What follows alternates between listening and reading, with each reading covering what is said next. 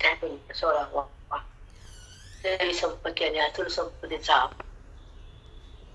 द्वारे या दोन्ही संपत्तीचा उहापोह केला, चर्चा केली आणि त्या संपत्तीला आसुर संपत्तीला टाकून द्या आणि दैवी संपत्ती बुद्धीमध्ये प्रगट करा आणि त्या दैवी संपत्तीमुळे माझी प्राप्ती होती असं भगवंतानं परमात्म्याने अर्जुनाला सांगितलं.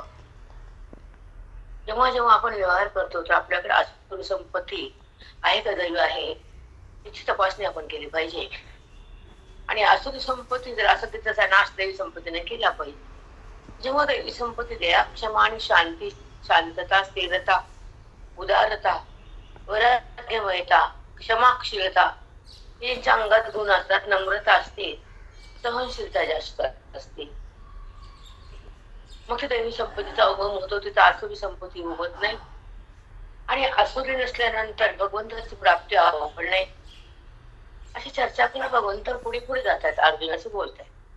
आता आसुरी संपत्तीमध्ये काय दोष आहे त्याचा ओहापोह, याचं चिंतन, ह्याचं वर्णन पुढच्या वेळी सांगितलंय की असे लोक असे असतात, असे लोक असे असतात. मग आपण तशा लोकांमध्ये आपली गिनती होऊ द्यायची नाही. आपण जपायचं, स्वतःला तपासायचं, मनाला.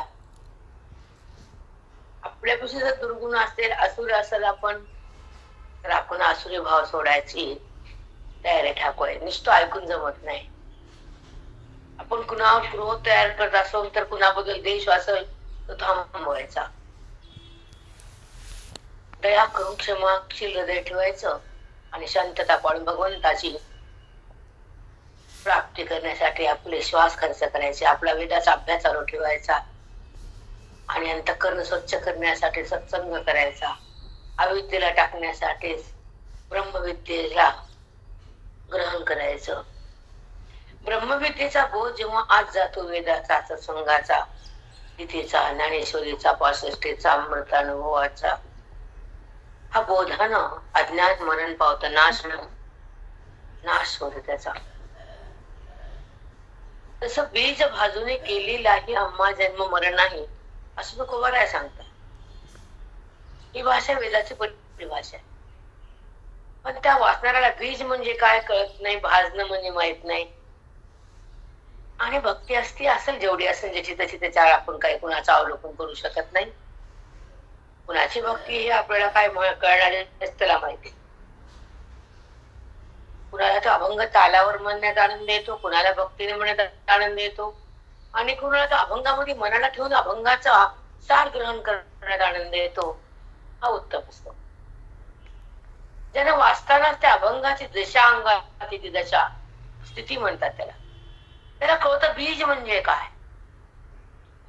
तुकोबाराने बीज का म्हटले, हा सखोल भागाकडे तो जातो बुद्धीच्या द्वारे, तोच महात्मा होतो. हे टप्पे आहेत आपल्या आपल्या बुद्धीचे, अधिकाराचे. म्हणून ज्याचे त्याच्या अंतःकरणाच्या अधिकारावर डिपेंड आहे परमार्थ. आपण कुणाचं अवलोकन करू शकत नाही आणि करायचं पण नाही. आपलं अवलोकन आपण करायचं की जेव्हा आपण ग्रंथ हातात घेतो आणि महात्म्यासोबत राहतो, स्वतःला स्वतः पाहतो, जीवनमुक्त होतो आणि स्वतः धारणेमध्ये बुद्धीला आणतो, ते देहाची धारणा बुद्धी सोडते, तेव्हा अनुभूती त्या स्वरूपाची, ती परमात्म्याची येते. देहाची अनुभूती संपत्ती ही बोधाची स्थिती असते. भाषा कळती का काय बोलते ते? वाचणं, पाठ करणं भाग पहिला आहे, LKG म्हणतात त्याला. पण त्या शब्दात काय गमक आहे हे कळणं उत्तम स्थिती म्हणतात. तसं बीज भाजून केलेलाही आम्हा जन्म मरण नाही. बीज कुणी भाजलं संतानं, कसं भाजलं बोधानं.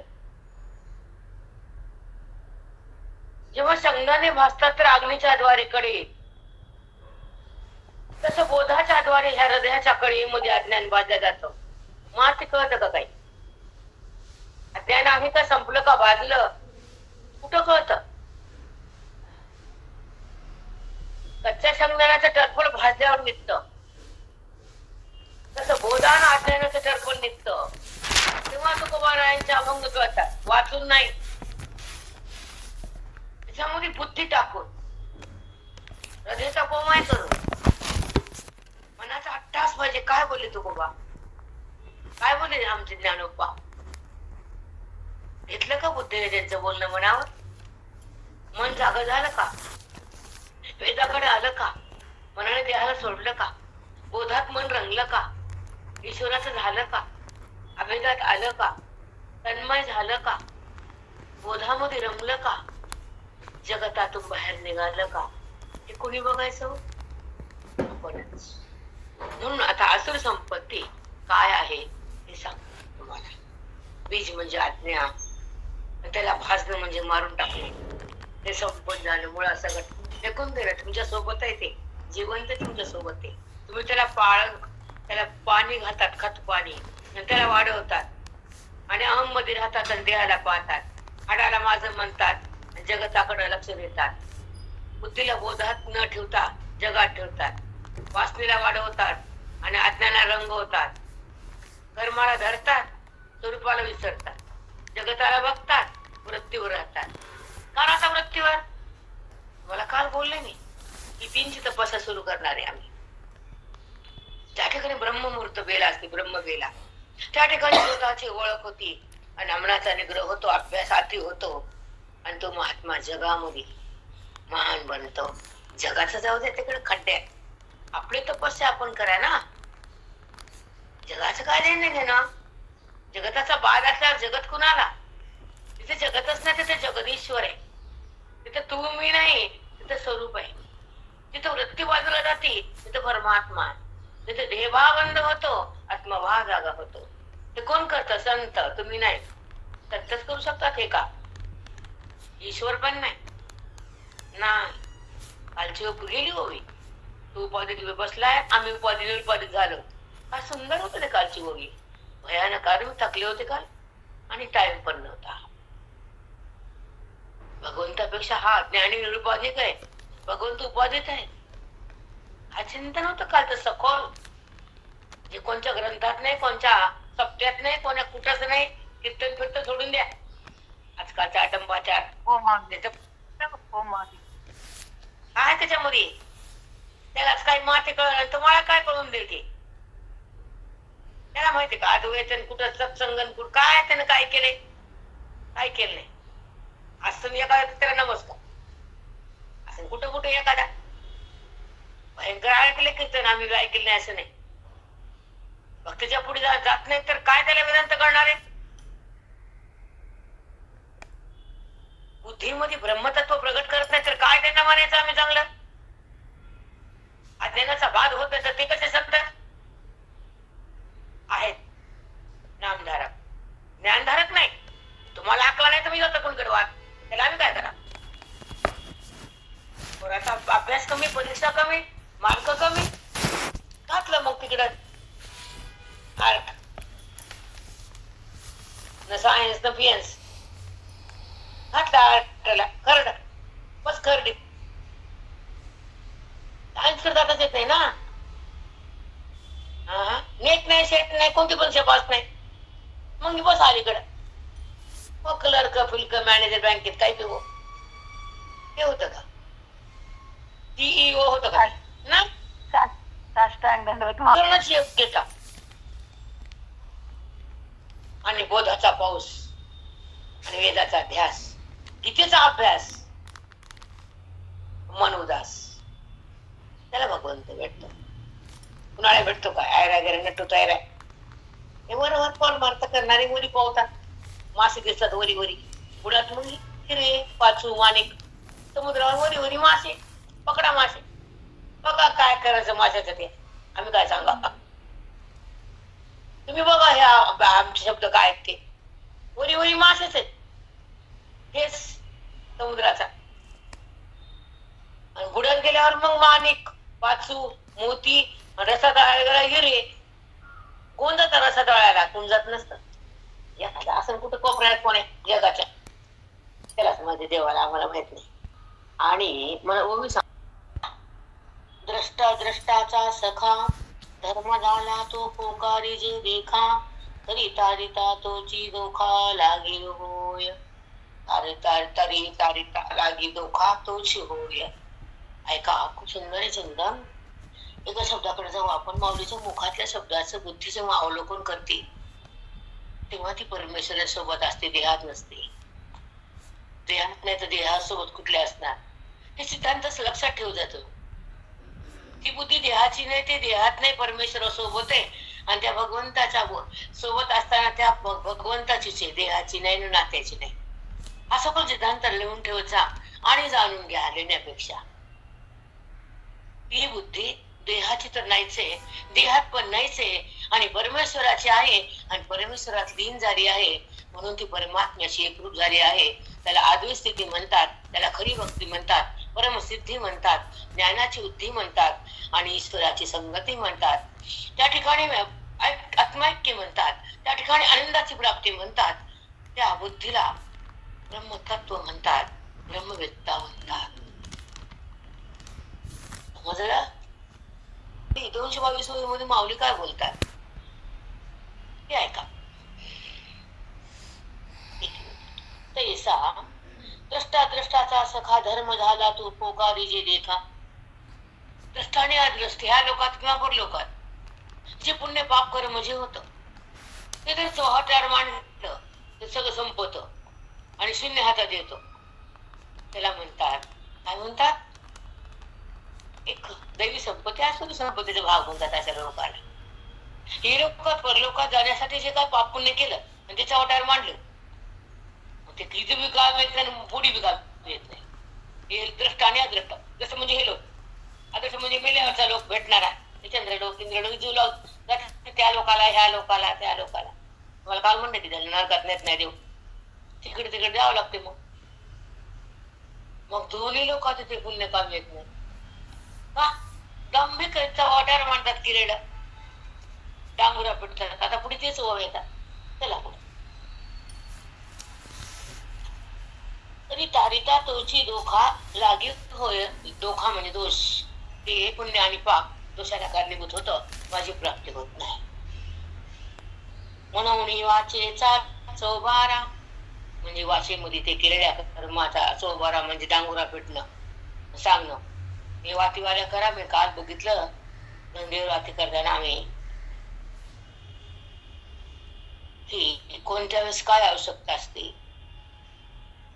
पण ते मोजणं आणि सांगणं हे चौबारा म्हणतात. चौवाट्यावर मांडणं चौबारा, चौवाट्यावर आणणं चौबारा, त्या रस्त्यावर चौबारा. मग त्या चौबाऱ्यावर म्हणजे चारही लोकांना ओढू ओढू सांग. करण्यामध्ये दांभिकता नाही, सांगण्यात दांभिकता आहे. तुम्हाला मी हमेशा सांगते, तुम्ही खाल्लेलं बोलता का, सांगता का जगाला, खोटं वगैरे सांगता का, वाईट वाक्य तुमचं मन ते तुम्हाला कळतं का? मी सांगा ना चौबाऱ्यात मी वाईट बोलले, जावाला त्रास दिला, वाटणीमध्ये गळा कापला लोकांचा, 10 पुलाट आगाव घेतले, सांगा ना ते. आता मी चांगली वागणार आहे त्याच्याबद्दल आणि एक शब्द त्रास होतो. बुद्धी स्वच्छ नाही, जगाला प्रेम करण्याचं हृदय नाही, अज्ञान टाकायची अधिकार नाही, साधूला प्रेम करू शकत नाही, वेदांताचा अभ्यास झेपत नाही, मी कोण हे कळत नाही, अज्ञान बाजूला वळत नाही, परमात्म्याची स्थिती प्रगट होत नाही. आदर साक्षात्कार होण्यासाठी अभ्यास कमी पडतो, तपश्चर्या कमी पडतो. माझं मन देहामध्ये चिटकलेले, अज्ञानात भटकलेले, वासनेत अडकलेले, मी काय करू असं बघून तपशी बसून रुडू येत नाही बायांना, नाही रुडू येत. आता वास्तविकता प्रगट होण्यासाठी आणि बुद्धीला ब्रह्मत्व प्रदान करण्यासाठी आणि वेदाचा अभ्यास करण्यासाठी पुढचं आयुष्य घाला. तुम्ही घालणारच, त्याचा वाद नाही. पण अधिकार वाढवावा, अधिकार वाढावा. हे कर्म उपासनेला महत्व दिल्यापेक्षा आता अभ्यासाला महत्व द्या ना. अरे श्वास कमी आहे आणि आयुष्य कमी आहे, म्हणून अभ्यास अति तीव्र पाहिजे. अज्ञान संपवायचे आणि भगवंत बनायचे, जगतातून निघायचे आणि जन्म मरणाला सोडायचे, अहंकाराला तोडायचे, ब्रह्मपद जोडायचे, सूक्ष्म बुद्धीला करायचे आणि परमपदावर थांबायचे. त्या पदाला सोडायचे, अभिमानाला टाकायचे, स्वमध्ये थांबायचे, स्वतःला स्वतः पाहायचे, आत्मलिंग बनायचे, आपल्या आपल्या पदावर जायचे, अभेदात जगायचे, वेदातून निघायचे, स्वतःला ओळखायचे, जगाच्या ओळखीला पुसायचे. नामदारा घातलिया धर्माचा पसारा. धर्म म्हणजे पुण्य, केलेलं कर्म. तेव्हा ठार मांडायचं, सगळ्या जगाला सांगायचं, अभिमान धरायचा, तेच भोगायचं. मग त्याने काय होतं? धर्मची तो अधर्म होय वीरा. ते पाप, पुण्यच पाप होतं. धर्मच तो अधर्म होय वीरा. वीरा म्हणजे अर्जुना. तुम्ही एक एक शब्द थांबत जा. ज्ञानेश्वरी, तुम्हाला मी आनंदी सांगणार आहे कसे वाचायचे ते कोणार आहे तुम्हाला, कारण की तुम्ही 18 अध्यायचं 100-200 वेळा तरी घेणार आहे मंदिरात. तुम्हाला मी सांगणार आहे कुठं थांबायचं, कुठं स्वर लावायचा. ऐका, एक वाचून दाखवते. धर्म की तो अधर्म होय वीरा. अर्जुना, जे पुण्य असतं का केलेलं ते पाप असते. कारण वाचेचा तो बारा. वाचेतून त्याचं वर्णन केलं, जगाला सांगितलं, दांभिकपणा केला, मी केलं मी केलं मी केलं. अरे तू कोण करता? तू करता न धरता कोणीच नाही. सगळा तो आहे, सगळा तो आत आहे आणि त्याचा मला संबंध आहे. त्याचं मला ऐक्य करायचंय आणि त्याच्या स्थितीत मला जगायचंय. त्याला मला पाहायचंय, अनुभूतीत राहायचंय, वेदाकडे जायचंय, पूर्ण बनायचंय. आणि मग म्हणायचं पूर्णात पूर्णमदम पूर्णमेवावशिष्यते. मग म्हणायचे शांतीपाठ. आधी शांतीपाठ म्हणतो वेगळं ठेवणे बस का रे. शांतीपाठ तू अशांते म्हणते, शांतीपाठ कशाला म्हणते का तू? शांत हो ना आधी. तू अज्ञानात आहेस, तू अशांते. म्हणून शांत होऊन शांतीपाठ म्हणणं कुसावर बात आहे. म्हणणं चुकीचं नाही बाप्पा, पण होणं कर्तव्य आहे.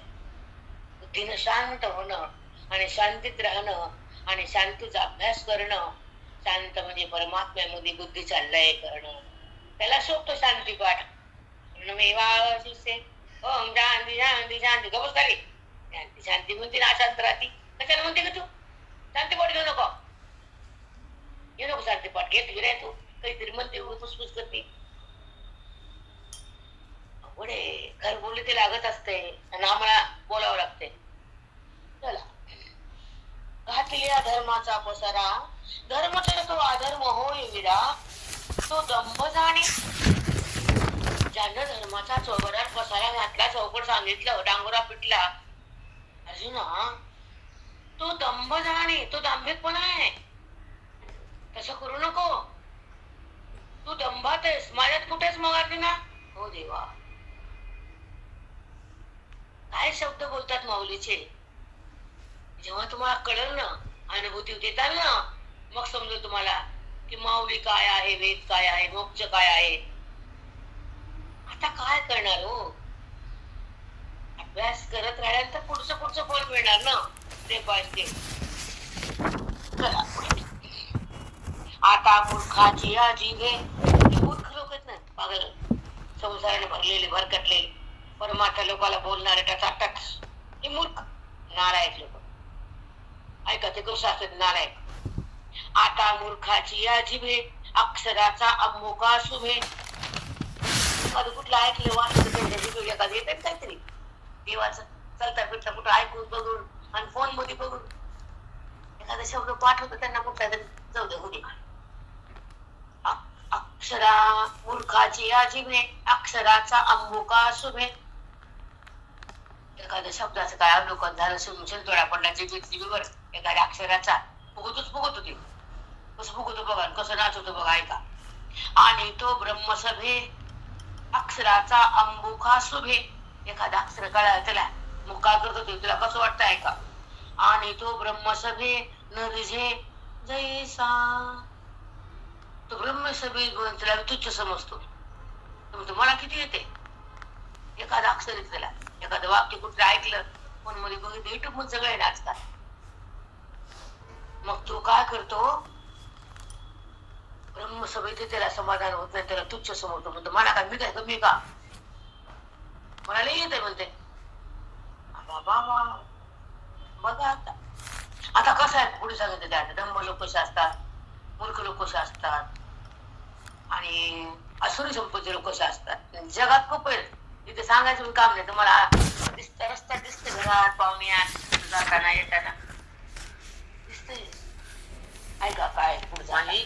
दुसऱ्याच्या लोकाचा घोडा गजपती ही मानी थोडा काका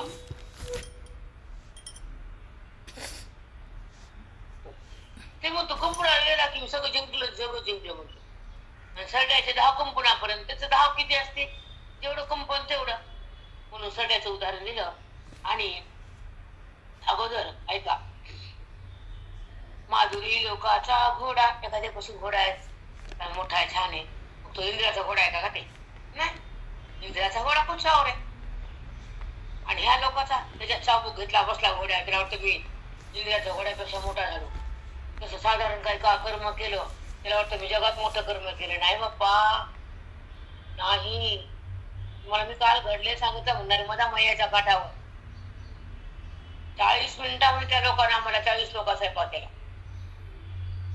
करतो का आपण संध्याकाळी 9ला 10ला. ते म्हणजे माय झोपडा गजपती ही माणी थोडा. साधारण लोकांचा घोडा असतो की चाबूक घेत बसते वैद्य म्हणतो मी इंद्रियापेक्षा मोठा घोडा आहे. अभिमान सांगितला, बाकी काही नाही. तृणाची इंधने आगी धावी गगने थिल्लर बळे मिने नभे सिंधू.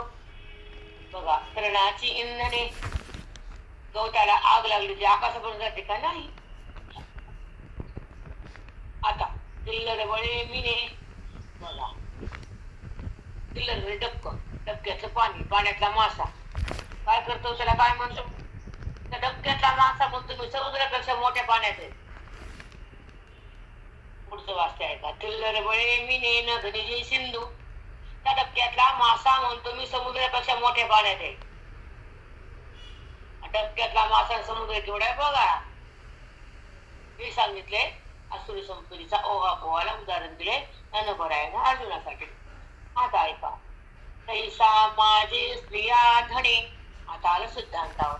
तैसा माझे, जो माजतो कुणाला, माझी बायको गुरी आहे मला धन आहे, तुझी बायको होईल तुझी नसती, ती संपत्तीची लालूच असते ती बायको. तिला काय देऊ नको बरं, तुला तुझ्याकडे बघतो कधी कधी करू नको किराणा आणू नको सोनं चालते तिला, तुझी तुझी राहते कधी नाही. मग काय मग कशामुळे मग तिच्या बघू बघू पुढे का मारतो. तो आसुरी संपत्तीचा आहे. कलियुगात उदाहरण खूप आहे. माऊलीला हे पटापट कळते आता बायकांना, कारण कलियुगात तोच आरंभ झालाय ना आता. म्हणजे आसुरी संपत्तीच दैव संपत्ती कुठं कुठं कुठं कुठं लाखातून एखादी दैव संपत्ती निघत सगळे सारखे टाटाकाचे मांजर काय का मांजर. ही स्त्री या धणे, माझी स्त्री छान आहे, खूप गोडे, खूप हुशार आहे, बळ ती हुशार आहे बाई. भारताला बघ तिथं तमवून आले बघ ना कशी ती, कशी छान आहे बघ, ती उडती, आवाज कसा आवडतो, कशी क्रूर दिसती, कशी शब्दाची बाण फेकती, कशी नाचती, म्हण ना छान. तेव्हा तो उभा टाकायची ताकद नाही समोर. देवी संपत्तीत राहा, शब्दाला जपून वापरा, अहंकारातून बाहेर निघा, मग कानाकडे जा, मग सांगा मग मेरा कान, मग दाखवा तेव्हा तो काळ तुमच्या सोबत राहतो, तुमच्या शेत्रूप होतो. मग त्याला ज्ञानी भक्त म्हणायचं. इकडची वेदातली भक्ती दाखल झाली, आता आता हळूच भक्ती करा. चला आता पुढे कसे बघा. तैसा माझी स्त्रिया धने, मला काय धन कमी का, मी माझी पैसा कमी का, मला प्रॉपर्टी कमी का, बाबा त्याने मास करतो. विद्या स्तुती बहुत माने, बघा मला विद्या आहे, माझी स्तुती खूप करा, मग मी खुश होतो. बर अजून, एके दिवसाचे निपराने अल्पकू जैसा. एका दिवसाचं खायला घरातून एवढं माझे पप्पा. अल्पकू जैसा आपल्या छायाची आजोडी, हृदय व घर मोडी, प्रभांगो देखोनी फोडी, पाणी आवे मूर्ख. मृगजळाचा पूर बघितला, घरातलं पाणी फेकून दिलं, पण त्या पाण्याकडे गेला. सुंदर आहे ऐका, खूप छान आहे, आपल्यासाठी चांगला आहे. मृगांबू जैसा, मृगजळाचा पूर बघितला, काय पाणी म्हणला भरपूर, आणि घरातलं पाणी काय कामाचं, ते चांगले. घरातलं पाणी भरलं फेकून दिलं, मृगजळाकडे पाणी भरला घाबे घेऊन गेलं. तिथं आभासच आहे, तसं जगताकडे सुख आहे म्हणून मन धावत गेलं. जगात दुःख मग वापस आलं. मृगजगात आभास आहे म्हणून वापस आलं. घरातलं पाणी फेकून दिलं. सोबत आत्मस्वरूप आहे माहित नाही विसरून गेलं. जगाला बोलून गेलं. अज्ञानात रमून गेलं. देहानं माजून गेलं.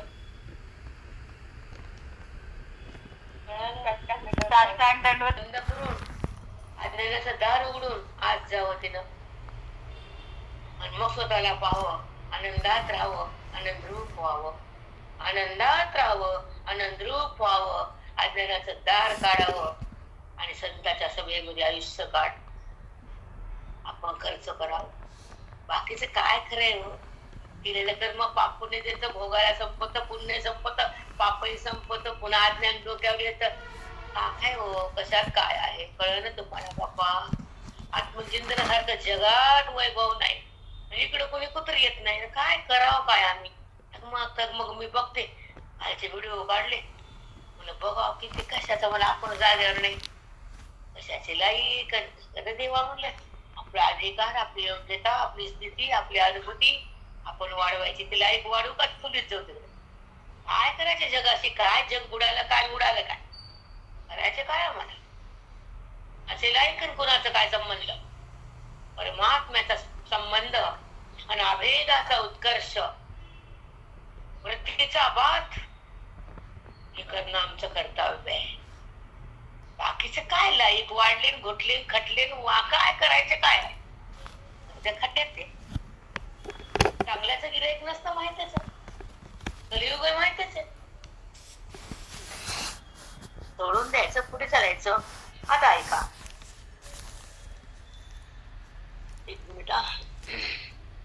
अब्र छायेची या जोडी बघा. अब्र म्हणजे आकाशाची सावली म्हणजे घरात छप्पर नको म्हणते ते. अब्र छायेची या जोडी मी दैव घर मोडी. ते म्हणतो माझ्या डोक्यावर त्या अब्र म्हणजे ढगातलं आकाशाच्या ढगात सावली आहे. मला घर कशाला आता. घर टाका मोडून आणि ते आकाश ढगाखाली बसा. ढग गेल्यावर रे ते म्हणतो पुन्हाच पुन्हा. आता अब्र छायेची या जोडी निदैव घर मोडी. अरे अब्र म्हणजे खोटं जगत खोटं सुख खोटं देह खोटं समाधान खोटी शांती तिकडे का राहतो.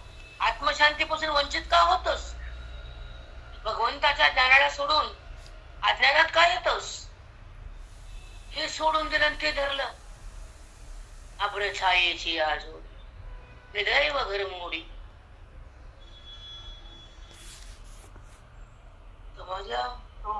खरं सुख सोडून जन्मोदय मी हेच केलं. मग खरं सुख इथंच राहणार तुमच्या सत्संगात पाठात ते चिंतन. पण ओवीच्या आत जाणं म्हणजे भगवंताचा स्पर्श आहे हे कळत नाही या लोकांना. किती सांगावं लागतं आणि सांगणारच कर्तव्य आमचं.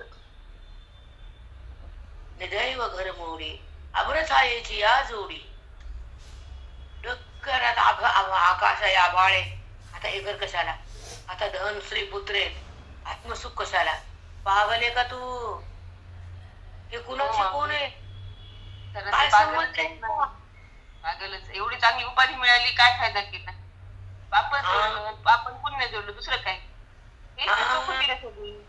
हेच करतो आपण इथे हसायचं म्हणते. आकाशाला पाहून घर मोडणारे पण आपणच आहे ते. आपल्या डबक्याला समुद्र समजणारे आकाश पाहून ढग मोडणारे मृगजळाला पाहून घरातलं पाणी खरपूस देणारे आम्हीच आहेत माणूस. इतका चांगला देह मिळाला आणि किती व्यर्थ देतात.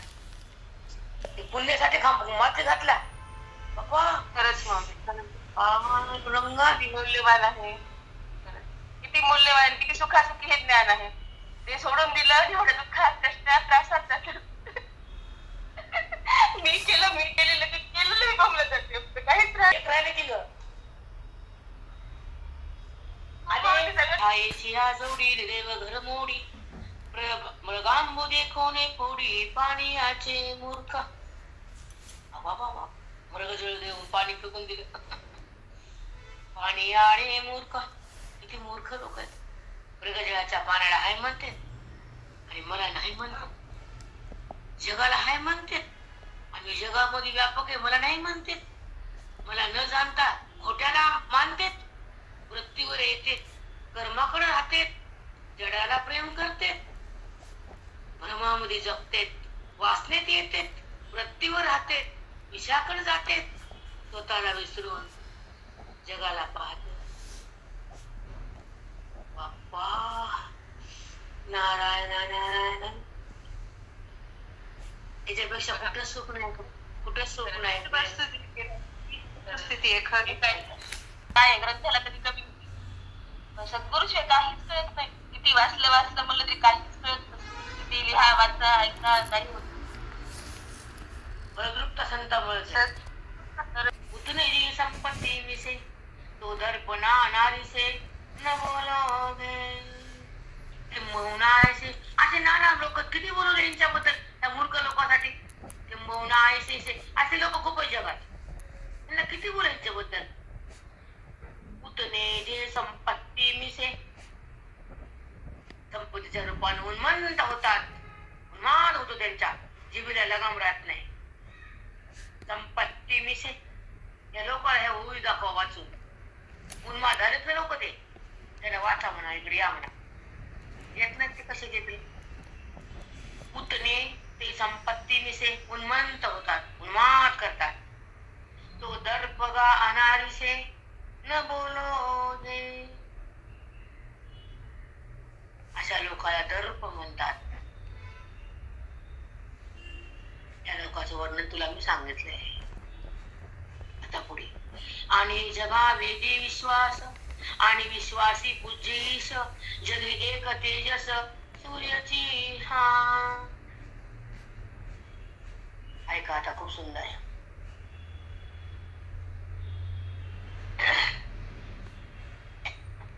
इथे शब्दाकडे जाऊ. आणि जगा वेदी विश्वास, जगामध्ये लोकाला वेदाच्या ठिकाणी विश्वास वाटतो. पुढे, आणि विश्वासी पूज्य ईश, त्या विश्वासामुळे वेदानं सांगितलेला जो ईश्वर आहे त्या ठिकाणी बुद्धीचा विश्वास बसतो.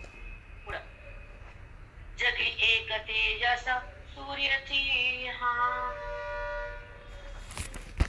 वेदा विश्वास आहे. वेदानं प्रतिपादन केलेला जो परमात्मा, त्याच्यावर त्याचा दृढ भाव आहे, तो ज्ञान सूर्य जगात एकच आहे. भगवंत बोलले ते, याचं अनुकरण करा. आता बस आम्ही अभ्यास करत चालले. आता पुढं, जगस्पृहे अस्पद एक सर्वभौमपद न मरणे निर्विवाद जगा पडिने. ऐका आता, एक आपलं रूपक केले मस्त. पुढचं चिंतन खूप छान आहे का. जगस्पृहे अस्पद एक सर्वभौमपद न मरणे निर्विवाद. जगामध्ये एक आवडतं. काय आवडतं? मी मरूच नाही, मला मरण येऊच नाही, ही इच्छा प्रत्येकाच्या हृदयात असते. बघा, ऐका, न मरणे निर्विवाद एक सर्वभौम पद, आणि एक पद प्राप्त व्हावं, आणि मी मरूच नाही. जगा पडिये, जगातल्या कोणत्याही व्यक्तीने मरूच नाही असं वाटतं, पण मी मरू नये यासाठी काय करावं हे कळत नाही. अमर आहा खोरे की खोटे पाहते.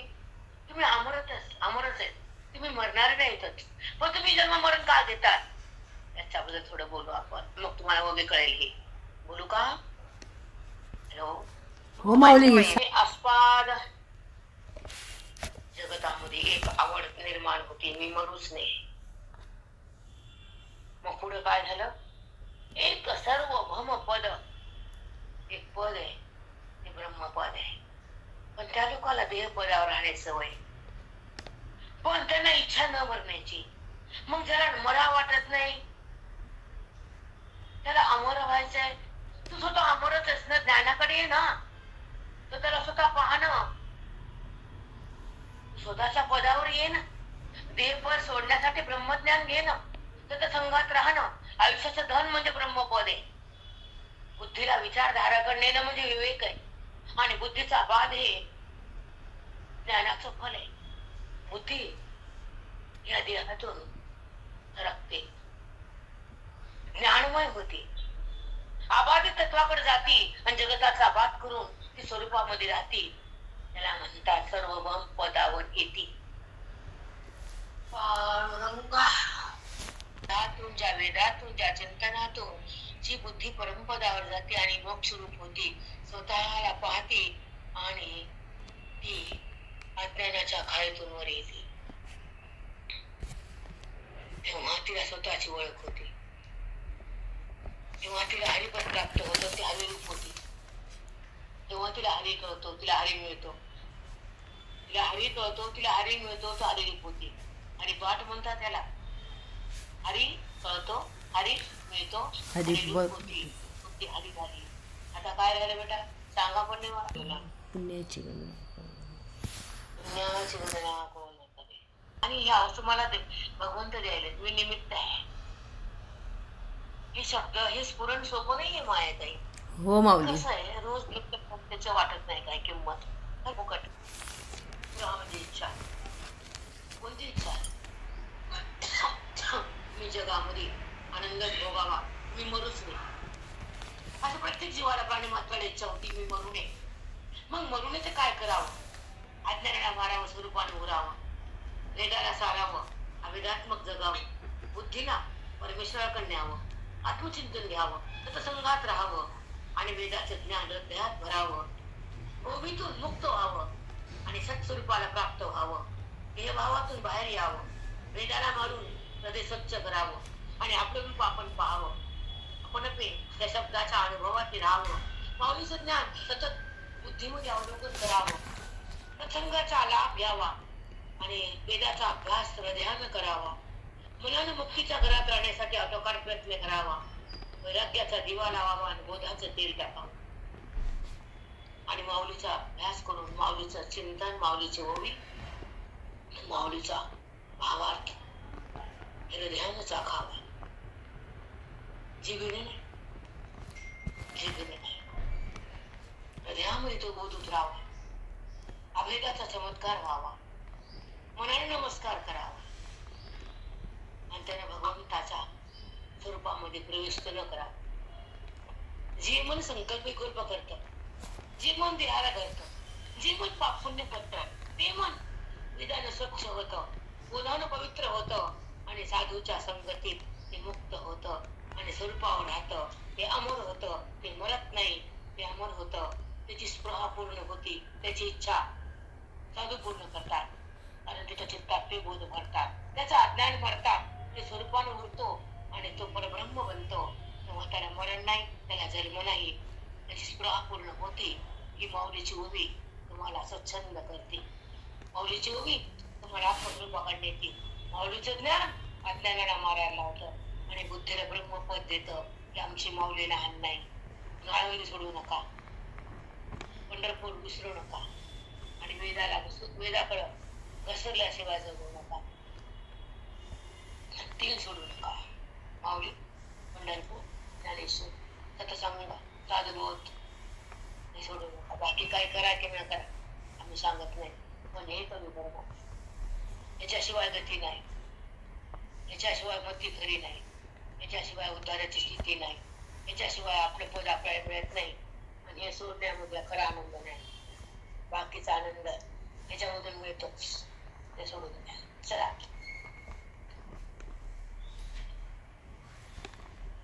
आत्मानंदापेक्षा कोणता मोठा आनंद आहे सांगा मला. नाही मला कुठलाच मोठा नाही आनंद. सगळ्यांनाच आनंद पाहिजे, पण हा सगळे मोठे आनंदालाच पळतात तिकडे. खरा आनंद कळतच नाही, मिळतही नाही, पण पाहिजे सगळ्यांना पाहिजे फक्त आनंद. मिळत तरी काय